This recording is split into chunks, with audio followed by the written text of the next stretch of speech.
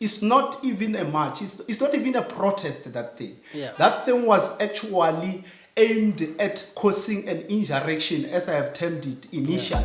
Yeah. It was an instigation of an insurrection in order to... Before I ask you your name and surname and where you come from, you took a different angle from what people called the national shutdown, right? Yes. Thank you very much. So please tell us your name, your surname, and what do you think about the so-called the national shutdown? Okay, thank you very much for having us. My name is Dipolelo Ramkhoba, Branch Chairperson of the ANC in Ward 60 Greater Tshwane region. I think this so-called shutdown must be given a proper context. Mm-hmm. It cannot be looked at it outside of its own proper context. Okay. So what is happening here is that the EFF wanted an attention because they had disappeared from the public discourse. Mm. And it cannot be that when we are having the upcoming provincial and national government elections in 2024, they cannot find one of the genuine grievances of our people to rally the masses behind their own campaign. In a nutshell, they were trying to launch their own campaign for the upcoming provincial and national elections in 2024. So this is the context within which we need to look at the so-called shutdown. But over and above that, it was because they are desperate to attain state power, which they are failing to attain in the democratic elections. They know very well that if they were to go toe-to-toe with the African National Congress in 2024, they are not going to win because they do not resonate with the overwhelming majority of our own people. So this is essentially how I look or view this so-called national shutdown. Successful? Do you say it's successful? It was a total failure. And so, this is so if we were at school, what percentage can you give it? Percentage out of what? Out of 100. Percentages is 0 to 100. 0 to 100? Yes. I'll give them 30%. Because here and there they have managed to actually shut down certain operations within the country. Oh. However, they have attained that due to the fear that people have had that they were going to loot their own businesses. So you can imagine if somebody sent you a letter to say, we are going to have a shutdown and don't blame us if your business is going to be looted. Obviously, if you are a business and an alien business in this difficult condition, you're going to consider to actually close your own business on that day because of the fear of having been looted by the so-called national shutdown. And these people are known for running amok as and when they embark on protests. So that would have been expected by any normal person. Hence, you saw the state responded correctly by actually deploying the law enforcement agencies in order to maintain law and order. The rule of law had to be adhered to in this instance as they were conducting their own protest. Two things. You mentioned fear more than once, and you speaking about law and order. Are you, in essence, accusing them of terrorism because you are now on the line of terrorism? So they exerted fear on people. So that's terrorism. Not necessarily terrorism. Yes. You see, when somebody is desperate to depose the democratically elected government, they have got a tendency of instigation, insurrection within the country so that ultimately they can attain their own objective of deposing the democratically elected government. Actually, what in essence they wanted to achieve was to achieve an uprising within the country that will ultimately lead to the deposing of our own democratically elected government, in particular our own president. That I can see from what they are saying, they do not like, for what I don't know. Another accusation, you are saying it's a failed coup. You could say that. It's Some can interpret it as a failed coup, because if you want to instigate insurrection, the ultimate goal is to overthrow the government, which was democratically elected, and that suits the definition of a coup d'état. Okay, they managed to bring back lights for the people of South Africa. That is utter nonsense. It's actually utter nonsense. It's a fallacy. If indeed the shutdown, which was announced in January, was to attain that particular objective of bringing the light would have been restored as far back as January, because we would have known that they are going to shut down the country in March, and therefore it would be important for us as the democratically elected government to thwart that by actually bringing the lights which are central to their own shutdown. So that is a fallacy to say the lights were brought back due to the shutdown.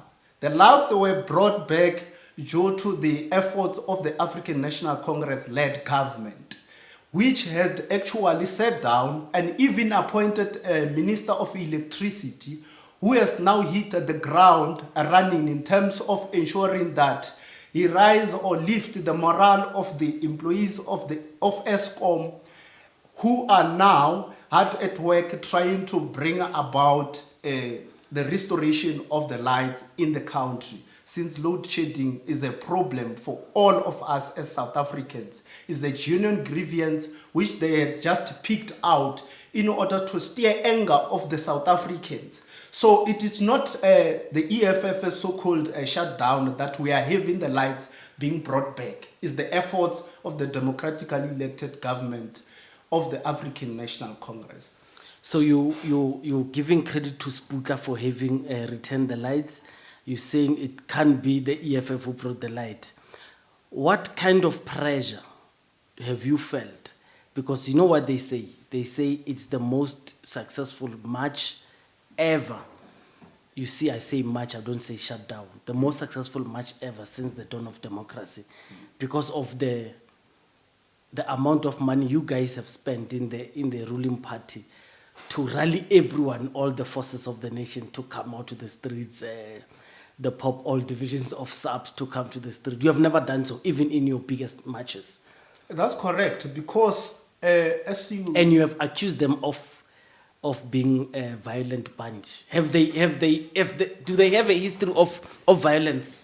Let me correct you where you are saying you cannot define theirs as a march. That was not a march. They have never even used the word march. Until after. They were saying it is a shutdown.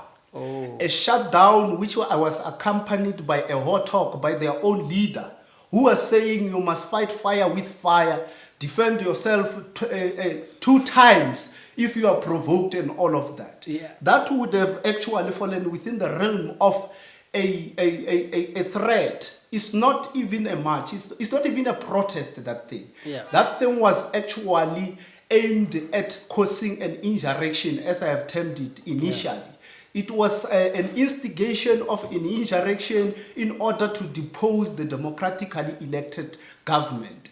And it was going to be naive of the democratically elected government to remain indifferent to those threats, because law and order is the responsibility of government. That's why the deployment of law enforcement agencies to maintain law and order is the responsibility of the state. That's why we have responded in the manner in which we did. There had been so many marches before, and I'm saying marches, not this one. This one is not a march. I don't define it as such.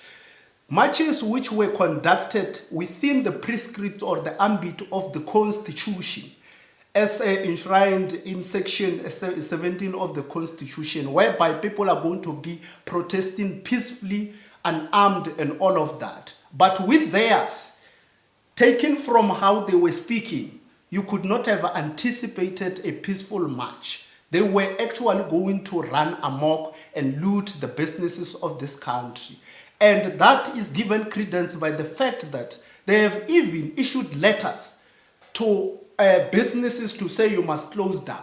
If you are engaging in a peaceful march and you think your march is noble, why then do you write letters to people and say you must close down and you must never blame us if you do not close down because you may be looted? It means you know very well that you have got potential of looting. That's why you're saying you must close down during the day of the so-called shutdown. All right, it's fine. So you have failed to produce evidence of their past violence. But here's the thing. Here's the thing. I will give you an example. Okay, please do. H&M in Sandton. Yeah. It was looted. It was run down. They stole from there. Okay. So they have got a history of conducting unpeaceful marches. So that was the EFF? It was the EFF. Okay. We've got clips. Even when they were mobilizing for this so-called shutdown, we have seen them threatening people, standing on the counters in the shopping centers, so saying to people they must not go to work, so they must never open. You are giving the people there at home a precedence to say if there's a march somewhere, whether it's Samu, whether it's Kosatu March, if someone is wearing the regalia of those who are marching and loots, it is those people. You're not mincing your words there. That is not what I'm saying. That's what exactly you are saying. I agree the EFF were marching at H&M, yes, and people were found to have looted H&M. You define that by, because they don't have card carry, they are not card carry members. You define them by wearing the same colors as those who were in March. So I'm saying to you, so it means in future, starting from now, henceforth, if we see a march of the Tripartite Alliance, any of them, if they loot during that march, we must just conclude that all is there. Obviously, is them. All right, it's fine. Now if we agree there, no, it's fine. Yes. So let's pass. So, having the arms, guns blazing and everyone, Madam Mchana, please tell me, was it important for the minister to go to Nhlanhla Lux's house to go and see those fireworks there, giddy cricket, those things? Do you think it was fair? Remember, it was important for he's a public representative, and you cannot take away from the influence that Nhlanhla Lux has in the country. He's a known figure, all right? Oh. So that makes it a high-profile case, and therefore, as a public representative, the minister would have to go there and have a look and assess. Now you are even saying that thing was fireworks and all of that. Yeah. We were not there. The assessment will be produced by those who have got the expertise to produce such a report. Okay. At the moment, what we know is that there was bombing at his own house. That's why the minister went there to assess the situation together with flanked by his own police in order to do a proper assessment and therefore produce a good, credible report. I watched live and I was thinking, the minister must save us. But when he ran to a house where allegedly people had died, and at 4:10 in the morning, a house fell, well, I got disappointed. You know at what line? He said when he had it, that's the minister, when he had it, he took it lightly, but when he got there, he saw how serious it was. And I'm thinking, so if it was serious, what happened besides the shattering of the windows, and the windows did not go with the prevailing logic that says if there's an explosion, it goes this way. The windows should actually, the glass should fall inside the house, not outside. So the glass shatter must not splatter towards the point of impact, because the impact was coming this way. But that's just science. I'm not an expert there. So I got disappointed when he somewhat escalated the problem more than it was. So did you feel confidence after he went? Because that's when we get the footage. After he went, did you feel that it really warranted his presence there? As the country was threatened to be shut down. Like I have said, you and I are not experts in assessing whether that happened there indeed was a bombing. Yeah. All right? So I cannot express myself as to whether I'm disappointed with the minister or not until I've got that credible report from the expert who would have actually assessed the situation itself. So I don't want to preempt exactly what has happened. But I still say, as a public representative, he was justified to go and visit that particular house, given the fact that the person who was impacted is a known figure and had been threatened right in full view of everybody on TV that he will meet his maker should he act in a particular manner. So it was responsible of our own public representative in the form of Minister Cele to go and ensure that he does his own assessment so that the public can be brought into confidence as to what actually transpired there. I still feel he was justified to go there. I'm not disappointed at all. All right, no, thanks.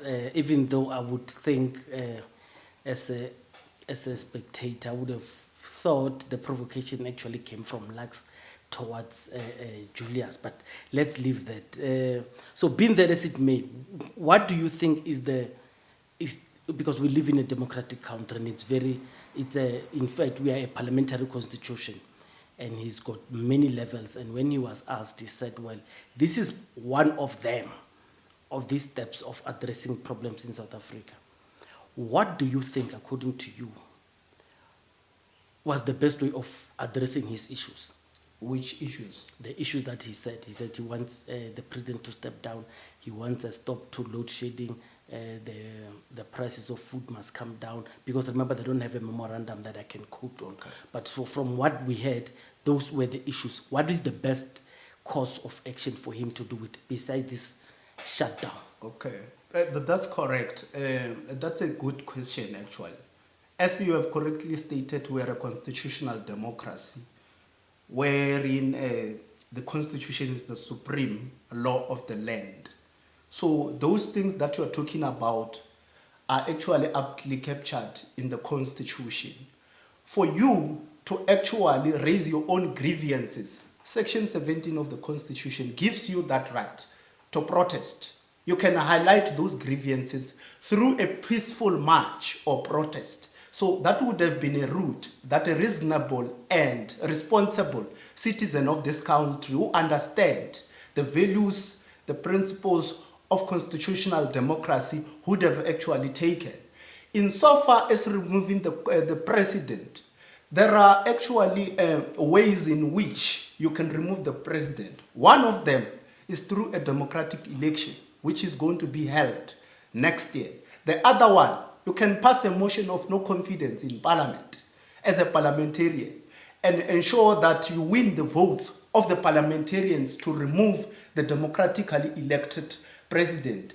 Anything outside of that is just disruptive and anarchy, and it cannot be tolerated in the constitutional democracy. 10 seconds to close up. What do you want to say to either the EFF or the followers of your Congress movement? What do you want to say? I would say to the EFF, as and when they've got grievances that are genuine and it's a noble cause and all of that, they must follow the rule of law in order to air their own views regarding certain issues and conduct themselves within the ambit of the constitution in order... 2024 elections, what do you want to tell them now?